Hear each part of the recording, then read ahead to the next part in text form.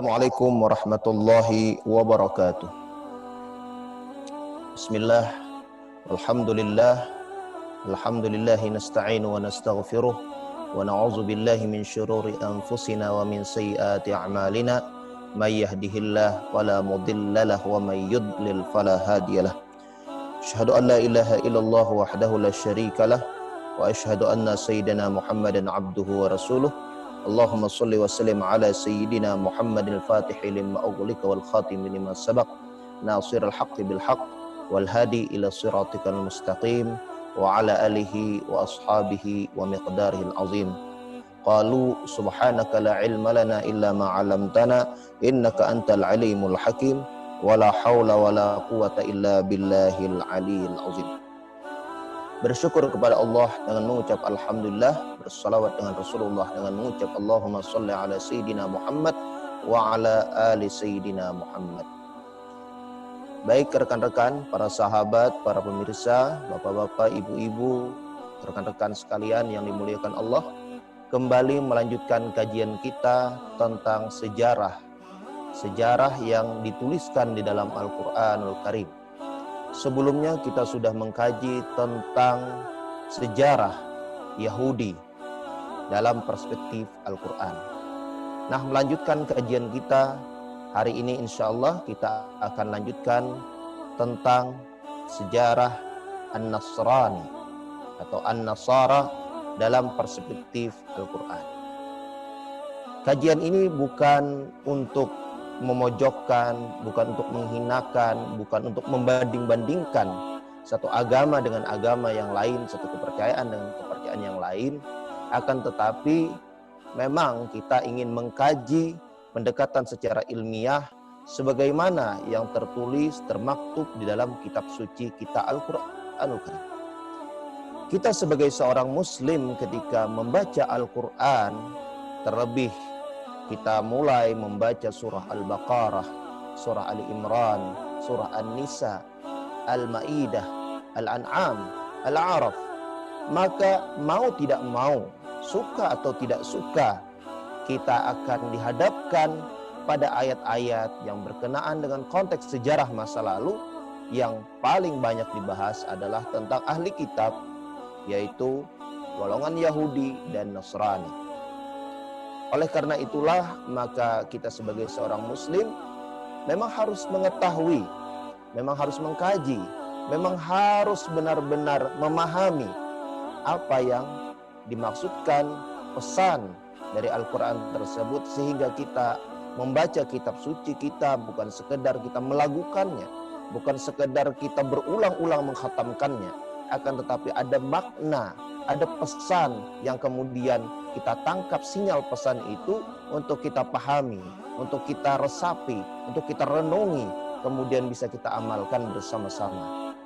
Baik rekan-rekan, sahabat-sahabat sekalian, saya ingin memulai kajian ini dari perspektif pendekatan lughawiyat, pendekatan linguistik, pendekatan kebahasaan. Karena ketika kita berangkat dari perspektif kebahasaan, perspektif linguistik, tentu kita akan menemukan satu akar utama dari pembahasan yang ingin kita bahas dan kita akan kembangkan. Baik, sebelumnya kita sudah membahas tentang kajian Yahudi di dalam Al-Quran. Bagi rekan-rekan yang sebelumnya tidak sempat atau mengikuti kajian kami akan sedikit review kajian tersebut, sehingga nanti kita akan dapat menemukan titik temu dari setiap kronologi, dari setiap peristiwa, dari setiap kejadian, bahkan dari setiap kaitan antara keduanya, Yahudi dan Nasrani dan Islam. Menarik sekali ketika kita berbicara tentang ahli kitab. Salah satu keistimewaan Al-Quran adalah ketelitian redaksinya. Sebab Al-Quranul Karim bukan dibuat oleh manusia, tetapi dia merupakan satu kalamullah, kalam yang bersumber dari Allah Subhanahu wa Ta'ala. Inilah yang membuat Al-Quran sampai pada detik ini tidak ada yang mampu menandingi, baik itu dari pesannya, baik itu dari kandungannya, baik itu dari pendidikannya, dari gaya bahasanya, dari redaksinya, dari keseimbangannya, dari keserasiannya, dari keharmonisannya, dari keindahannya, dari segala aspek apapun. Belum ada satu redaksi, satu karya sastra, satu hasil karya yang dapat menandingi Al-Quranul Karim. Pemirsa yang dirahmati Allah, di dalam Al-Quran banyak sekali berbicara tentang istilah yang dikenal dengan ahlu kitab. Ahli Alkitab, ahlul kitab. Ahli adalah pemilik Alkitab, orang yang diberikan kitab. Ahli kitab ini terdapat di dalam Al-Quran dan terulang-ulang lebih dari 31 kali. Alkitab di dalam Al-Quran terdapat dan terulang-ulang sebanyak 31 kali. Nah, selain itu Al-Quran juga menyebut nama lain, variasi, mutaradif, sinonim dari ahli kitab ini dengan berbagai macam variasi. Di antaranya disebutkan dengan utul kitab, utu nasibam minal kitab, allazina hadu, Yahudi, Nasrani, Bani Israel. Semua itu, apakah Al-Quran hanya ingin memperkaya, memperbanyak penyebutan-penyebutan itu tanpa makna? Ataukah penyebutan-penyebutan yang berbeda-beda itu memiliki konteks dari setiap kejadian, dari setiap makna yang kemudian melahirkan satu pesan-pesan tertentu yang harus ditangkap sinyalnya oleh para pembacanya? Baik, ini menarik sebenarnya untuk kita kaji dalam pendekatan secara ilmiah dalam perspektif kebahasaan. Ahli kitab di dalam Al-Quran disebutkan sebanyak 31 kali. Berapa? 31 kali. Dari keseluruhan Al-Quran, ahli kitab disebutkan sebanyak 31 kali. Kata utul kitab disebutkan 18 kali. Berapa? 18 kali. Kata utu nasibam minal kitab, mereka yang diberikan separuh dari Alkitab, disebutkan redaksinya sebanyak 3 kali. Allazina hadu. Allazina hadu, kata lain untuk menyebut kelompok Yahudi, disebutkan 10 kali. Kata Yahudi di dalam Al-Quran terdapat 8 kali berulang-ulang di dalam Al-Quran. Kata Nasrani terdapat 14 kali. Berapa? 14 kali disebutkan dalam Al-Quran. Bani Israel adalah penyebutan yang paling banyak ditemukan dalam Al-Quran, terulang-ulang sebanyak 41 kali. Sebanyak berapa? 41 kali. Nah, tentu penyebutan kata-kata ini ada hikmah, ada pesan, ada sinyal yang mendorong kita untuk mengetahui, untuk menyingkap kenapa Allah Subhanahu wa Ta'ala di dalam Al-Quran menyebutkan kalimat ini berulang-ulang dan menunjuk pada satu bilangan-bilangan tertentu yang sebenarnya memiliki berbagai konteks simbolik yang boleh jadi nanti kita akan ungkap pada episode-episode selanjutnya. Baik, pertanyaan mendasar bagi kita yang ingin mengkaji pendekatan ahli kitab di dalam Al-Quran adalah sebuah pertanyaan mendasar. Mengapa Allah Subhanahu wa Ta'ala menyebut perbedaan-perbedaan itu? Kadangkala Allah menyebut dengan sebutan ahli kitab. Kadang Allah menyebut dengan sebutan utu kitab, orang yang didatangkan Alkitab. Kadang pula dengan penyebutan utu nasibam minal kitab, orang yang didatangkan separuh atau sebagian dari Alkitab. Kadang pula Allah menyebut dengan istilah allazina hadu, Kadang Allah menyebut dengan kata Yahudi. Kelompok lain disebut juga dengan Nasrani. Maka untuk menjawab pertanyaan ini memang tidak mudah dan tidak sederhana, karena mengharuskan kita untuk kembali membuka lembaran-lembaran sejarah masa lalu yang sebenarnya punya hubungan dengan ayat-ayat yang nanti akan dihidangkan oleh Al-Quranul Karim secara indah.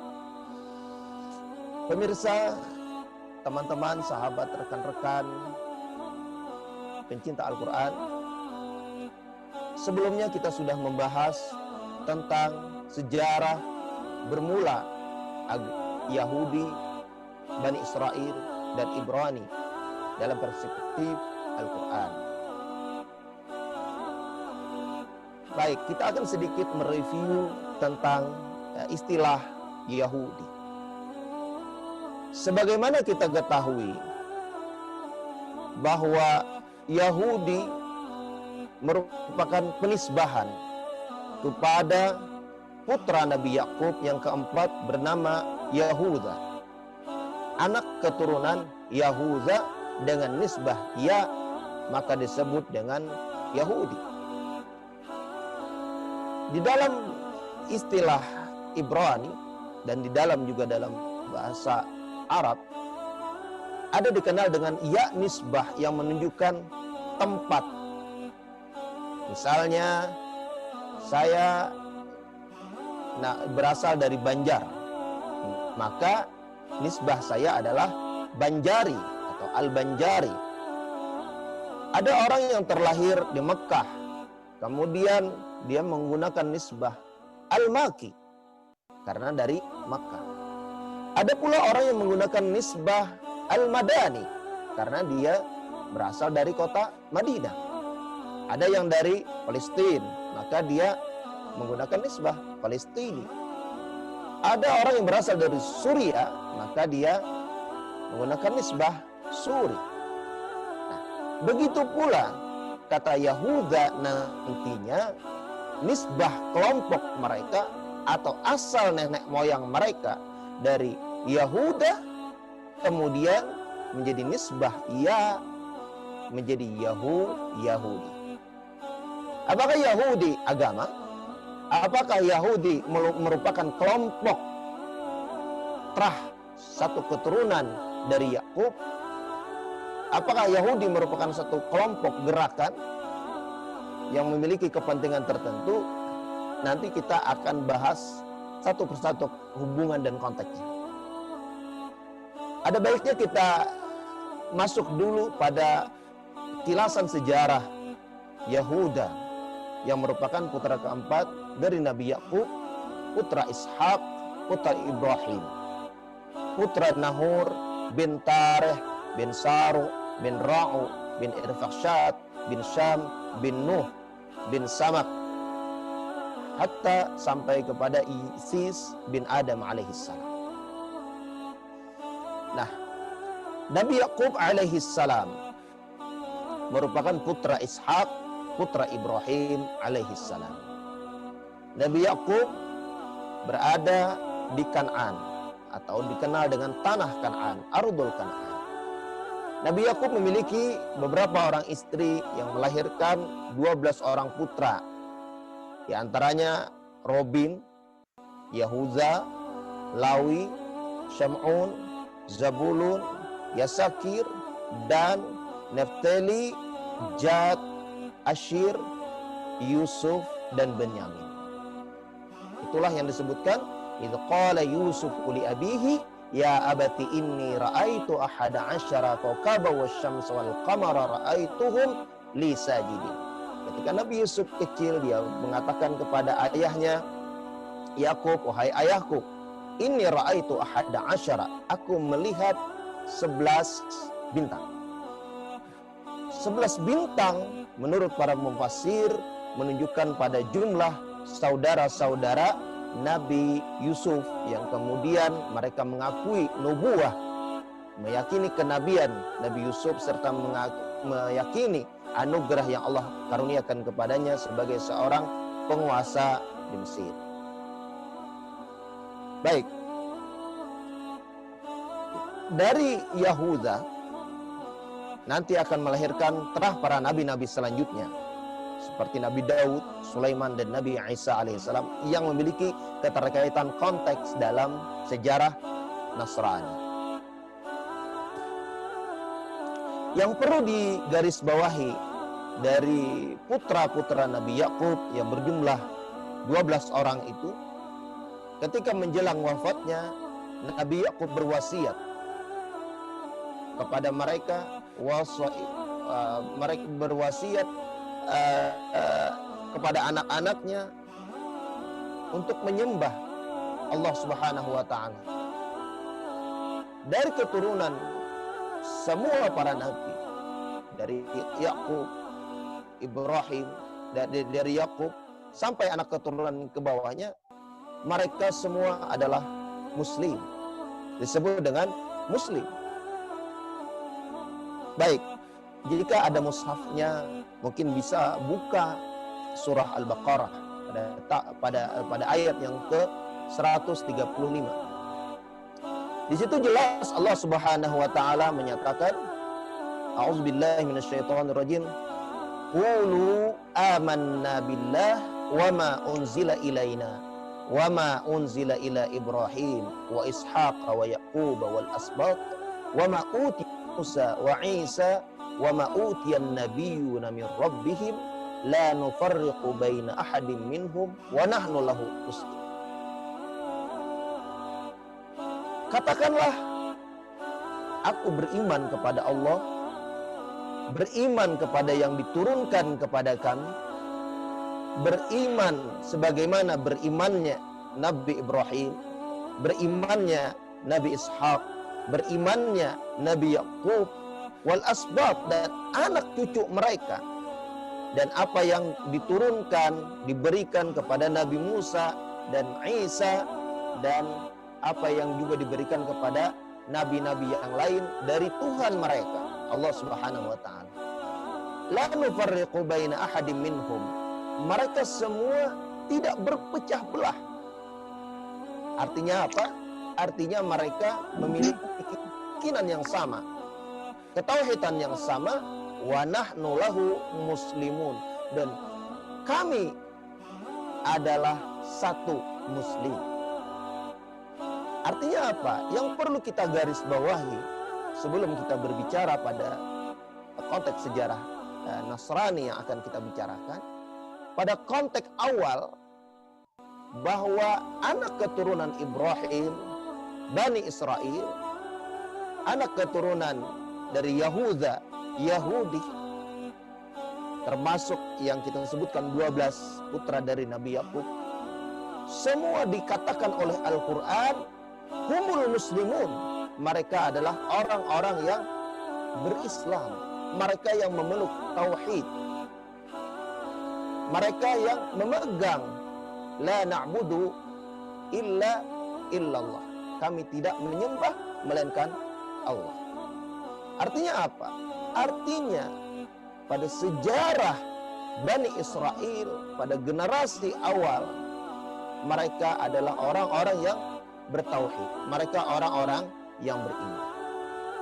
Ini menjadi dasar kita memahami sejarah itu.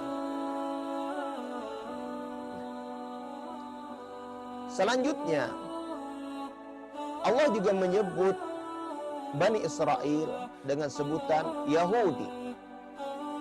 Kata Yahudi ini sebenarnya bukan dalam konteks agama yang disebut dalam perspektif Al-Quran. Tapi kata-kata Yahudi di dalam Al-Quran selalu mengingatkan mereka pada konteks sejarah masa lalu, mengingatkan mereka kepada nenek moyang mereka yang tetap memegang keyakinan monoteisme, keyakinan ketauhidan. Sehingga berulang-ulang Al-Quran kembali mengingatkan mereka untuk tetap mengikuti jalur yang hanif. Maka Ibrahim Yahudiyan wala Nasraniyan walakin hanifa muslimah. Hanif, bersih, lurus. Manakala Allah Subhanahu wa taala menyebut anak keturunan Yahuda dalam konteks Yahudi selalu memiliki implikasi negatif. Kenapa?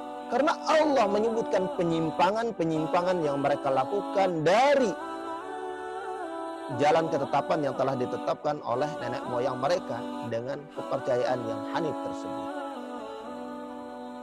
Nah, berbeda juga dalam konteks Nasrani. Kata Nasrani di dalam Al-Quran ditemukan sebanyak 14 kali terulang. Nasrani sama dengan nisbah Yahudi karena dia berasal dari kata Nasara.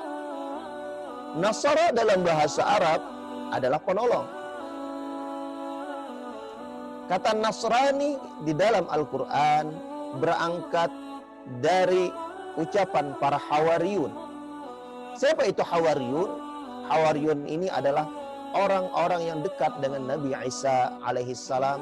Mereka adalah penolong Nabi Isa alaihissalam, para murid dan para pengikut setia Nabi Isa alaihissalam, yang ketika Nabi Isa difitnah untuk ditangkap oleh penguasa Romawi ketika itu, mereka sudah terkepung. Lalu Nabi Isa alaihissalam mengatakan kepada para sahabatnya, pada para pengikutnya yang disebut dengan Hawari, qala man ansari falamma ahassa Isa minhumul kufra qala man ansari ilallah. Ketika Nabi Isa melihat ada kekufuran di antara mereka, lalu Nabi Isa mengatakan, man ansari ilallah, siapa yang akan menolong agama Allah? Lantas dijawab oleh Al-Hawari, qala al-hawariyuna nahnu ansarullah, kamilah penolong Allah. Washhad bi anna muslimun, dan saksikanlah kami termasuk golongan yang berislam. Jadi kata Islam itu bukan dikenal ketika datangnya Nabi Muhammad sallallahu alaihi wasallam. Kata Muslim adalah sudah dikenal pada masa-masa para nabi-nabi terdahulu. Ketika Allah Subhanahu wa taala menyebut inna dina indallahil Islam, agama yang paling aku ridhai di sisiku, bukan di sisi yang lain, di sisi Allah. Inna dina indallah, agama yang diridhai Allah di sisi Allah, al-Islam, Islam. Oleh karena itulah kata din di dalam Al-Quran tidak pernah dalam bentuk jamak. Tidak ada satu kata redaksi di dalam Al-Quran yang menunjukkan kata al-adyan, yang menunjukkan plural, jamak. Tetapi kata din itu selalu dalam bentuk mufrad, dalam bentuk satu suku kata, yang menunjukkan bahwa din itu, agama itu satu, dari Nabi Adam sampai kepada Nabi Muhammad sallallahu alaihi wasallam, membawa satu risalah, al-Islam. Islam taslim, berislamlah maka nescaya engkau menyerahkan dirimu. Nah, jadi kalau kita memahami dari akar sejarah bahwa seluruh para nabi membawa satu misi ketauhidan, maka pada konteks sejarah Nasrani pada awalnya juga memiliki misi yang sama.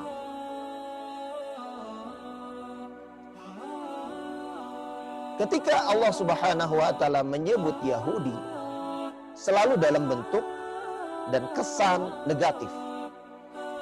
Namun berbeda dengan Nasrani. Ketika Allah menyebut dengan penyebutan Nasrani, konteksnya menjadi lebih dekat dengan orang-orang Muslim. Kadang dia memang ada disebut dalam konteks kesan negatif, tetapi juga disebut dalam kesan yang positif. Di dalam Al-Baqarah kita temukan, lan tarada ankal yahudu walan nasara hatta tattabi'u millatahum. Tidak akan rida, tidak akan senang kelompok Al-Yahud,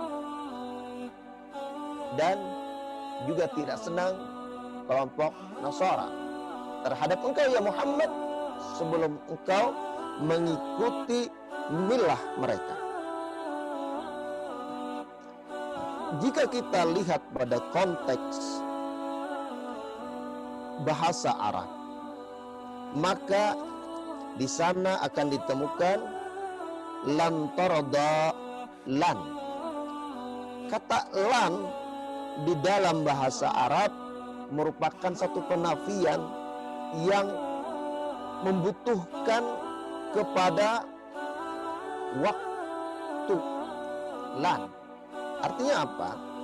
Lan itu dalam bentuk bahwa menunjukkan tidak akan, sama sekali tidak akan. Tidaknya itu tidak melampaui, tidak berbatas, tidak berbatas sampai kiamat. Jadi ketika kita sebutkan ana lan akul, saya tidak akan makan, berbeda dengan ana la akul, hanya dengan kata la saja. Jika kita menyebutkan dengan kata lan akul, berarti bisa jadi bahwa dia tidak akan makan sampai dia mati, tidak memiliki batasan. Tetapi ketika disebutkan ana la akul, saya tidak makan, boleh jadi memang dia tidak makan pada saat itu, pada jam itu, nanti jam berikutnya dia makan.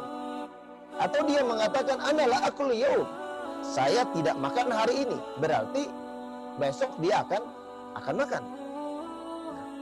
Perbedaan di sini Al-Quran begitu telitinya ketika menyebutkan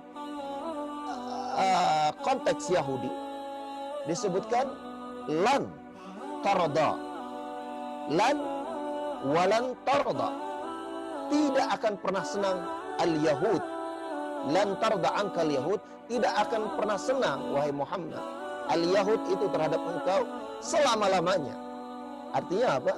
Artinya sampai kiamat orang-orang Yahudi, pengikut Yahudi itu tidak akan pernah senang dengan engkau ya Muhammad dan ajaran.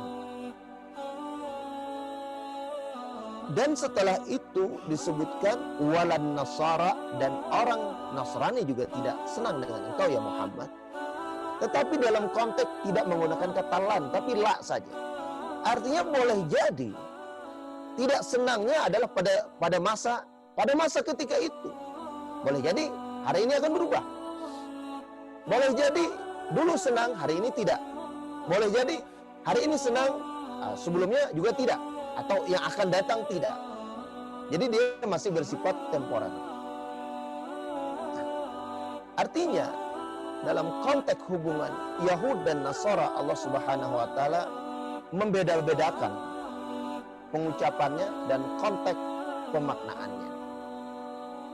Lebih jelasnya kita bisa buka surah Al-Maidah ayat yang ke-82. La tajidanna asyaddan nasi aduwatan lilladzina amanul yahud walladzina aqrabahum mawaddatan lilladzina amanu alladzina qalu inna nasara. Engkau akan dapati orang yang sangat bersangatan, yang sangat memusuhi orang-orang yang beriman adalah dari golongan al-Yahud, dan orang-orang walladzina asyraku, dan orang-orang yang musyrik. La tajidanna asyaddan nasi aduwatan lilladzina amanu al-yahud walladzina asyraku. Yang sangat memusuhi engkau ya Muhammad adalah dari kalangan Yahudi dan orang-orang yang musyrik. Wala tajidanna aqrabahum mawaddah. Engkau juga akan dapati mereka yang lebih dekat dengan kalian, lebih senang dengan kalian, lebih cinta dengan kalian, lilladzina amanu, kepada orang-orang yang beriman, alladzina qalu inna nasara, orang yang mengatakan mereka dari golongan Nasara. Baik, ini sebagai pembuka kita dalam baru masih dalam memahami konteks istilah-istilah. Karena untuk memahami sejarah perlu dulu kita dudukan istilah-istilahnya. Dari Yahuza, anak keturunan Yahuza, maka diutuslah Nabi Daud sebagai raja dari Bani Israel. Selanjutnya diutus juga pewaris Sulaiman Daud, diutus putranya Sulaiman. Sudah kita bicarakan pada episode yang telah lalu bahwa setelah wafatnya Nabi Sulaiman belum sempat untuk berwasiat kepada pengikutnya, kepada putra-putranya untuk siapa yang akan menjadi penggantinya. Kerajaan Sulaiman yang sudah sangat-sangat terkenal, besar luas kekuasaannya, yang sangat kaya raya,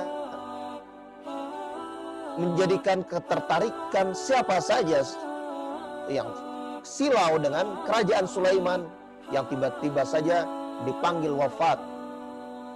Ini diceritakan di dalam Al-Quran bahwa tidak ada yang mengetahui kewafatan Nabi Sulaiman kecuali setelah rayap-rayap memakan tongkat Nabi Sulaiman. Apa yang terjadi pasca wafatnya Nabi Sulaiman? Maka kerajaan Israel pecah menjadi dua. Satu diambil alih oleh Rahbi'an yang merupakan putra daripada Nabi Sulaiman alaihissalam yang tetap mempertahankan ketauhidan. Rahbi'an. Di antara pengikut Nabi Sulaiman ada yang namanya Yarbi'am.